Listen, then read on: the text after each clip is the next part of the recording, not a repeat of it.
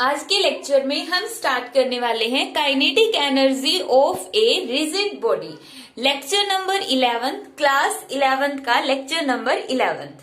तो kinetic energy of A rotating body से पहले हम ये देखते हैं कि अगर एक बॉडी स्ट्रेट पाथ में मूव कर रही है तो उस पाथ के अंदर उस बॉडी की काइनेटिक एनर्जी कितनी होगी। तो उस बॉडी की काइनेटिक एनर्जी कितनी होती है, हाफ एम वी स्क्वायर। यहाँ पे वी क्या होती है, स्पीड ऑफ बॉडी। अगर यही बॉडी जो यहाँ पर जिसका मास m था एक पर्टिकुलर एक्सिस के अबाउट में रोटेट करे तो उस टाइम पे इसकी काइनेटिक एनर्जी कितनी होगी। यही हमारा आज के टॉपिक का कंक्लूजन होगा कि अगर एक बॉडी किसी एक्सिस के अबाउट में रिवॉल्व कर रही है तो उस टाइम पे उसकी काइनेटिक एनर्जी कितनी हो जाएगी। सो इसके लिए सबसे पहले हम कंसीडर करते हैं कि ये हमारे पास एक बॉडी है और ये बॉडी एक पर्टिकुलर एक्सिस, इसको मान लेते हैं कि इस एक्सिस के अबाउट में रोटेट कर रही है।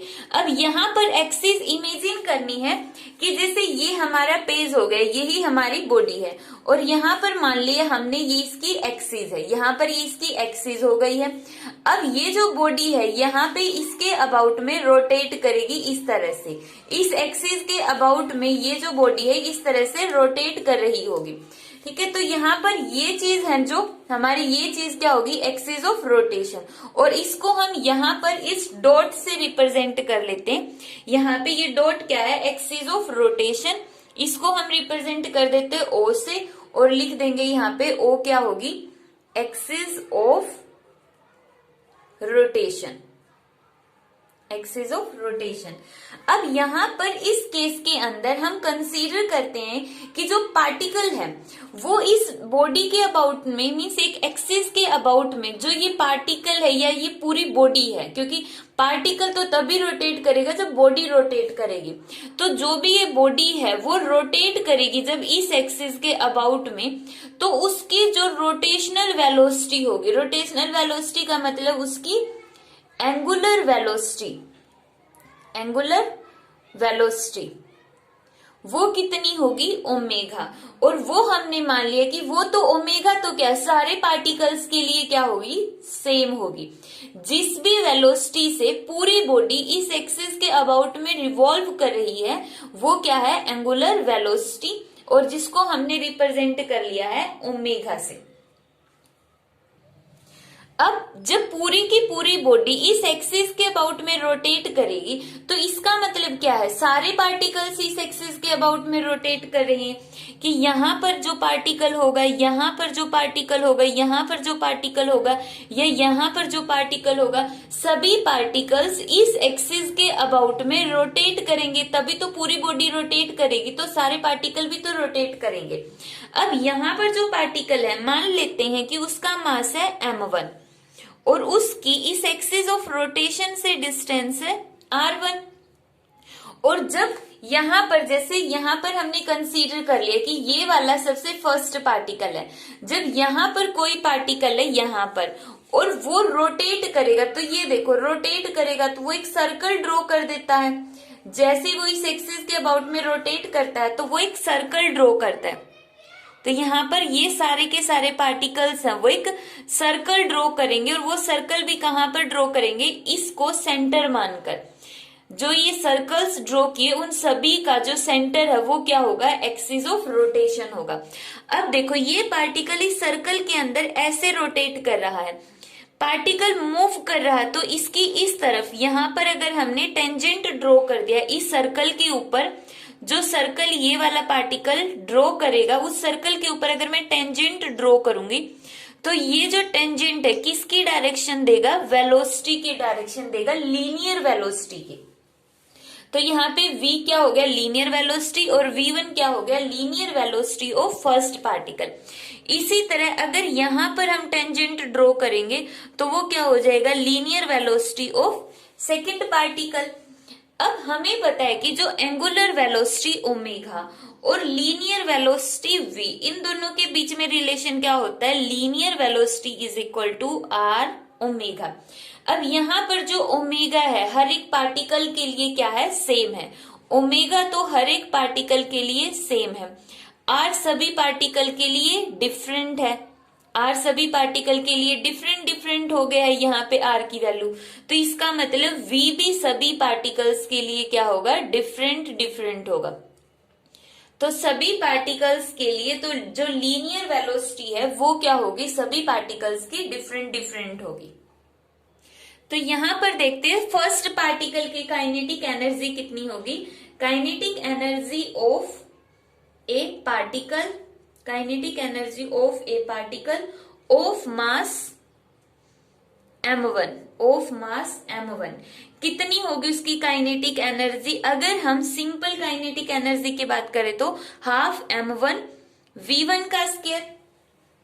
अब यहाँ पे v1 की जगह वैल्यू पुट कर देंगे क्योंकि v की वैल्यू क्या है, r ओमेगा, और v1 किसके इक्वल हो जाएगा, r1 ओमेगा, क्योंकि ओमेगा सभी के लिए सेम है। तो यहाँ पर पुट कर दो v1 की जगह r1 ओमेगा का स्क्वायर। यहाँ पर क्या आ जाएगा 1/2 m1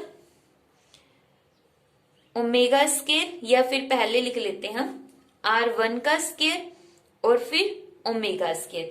इसी तरह kinetic energy of second particle, ये तो फर्स्ट पार्टिकल की काइनेटिक एनर्जी है, सेकंड पार्टिकल की काइनेटिक एनर्जी किसके इक्वल आ जाएगी, हाफ m2 r2 का स्क्वायर और ओमेगा स्क्वायर। इसी तरह थर्ड पार्टिकल की काइनेटिक एनर्जी आ जाएगी हाफ m3 r3 का स्क्वायर ओमेगा स्क्वायर।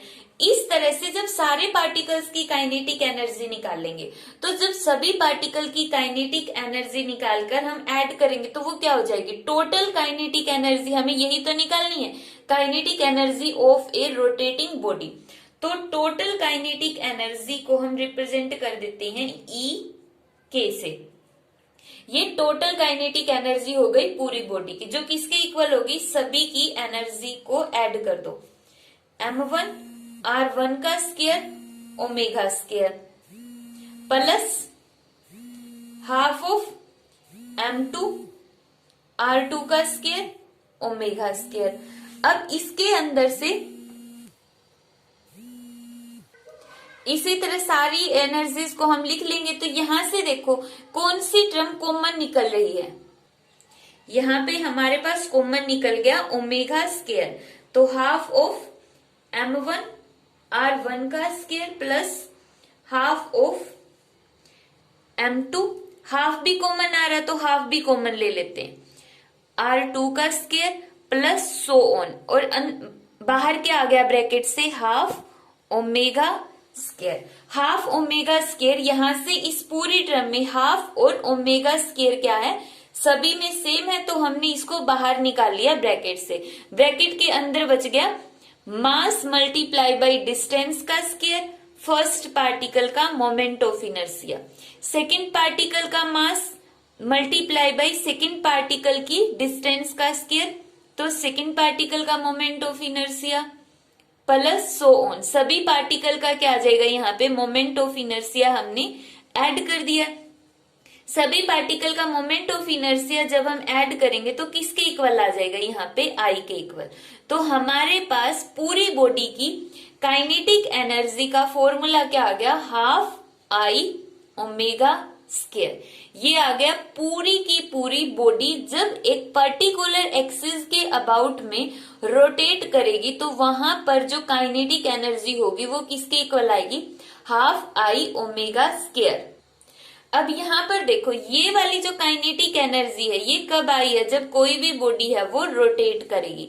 अगर वो लीनियर मोशन में है, लीनियर मोशन के अंदर उसकी काइनेटिक एनर्जी का फॉर्मूला क्या होगा, हाफ m v स्क्वायर। मास तो क्या होता है, किसी भी बॉडी का के अंदर जो कोई भी बॉडी है अगर वो मूव कर रही तो उसका मास m है, अगर वो स्ट्रेट पाथ में मूव कर रही। अगर वो रोटेट कर रही है तो मास की जगह हम क्या लिख देते हैं, उसका मोमेंट ऑफ इनर्शिया, सिर्फ उसका नाम चेंज हो जाता है। इसी तरह जो अब कोई भी बॉडी अगर स्ट्रेट लाइन में मूव कर रही है तो हम उसकी क्या बोलते हैं कि या तो उसकी वेलोसिटी है या फिर यहाँ पर काइनेटिक एनर्जी में उसकी क्या हो जाती है, स्पीड।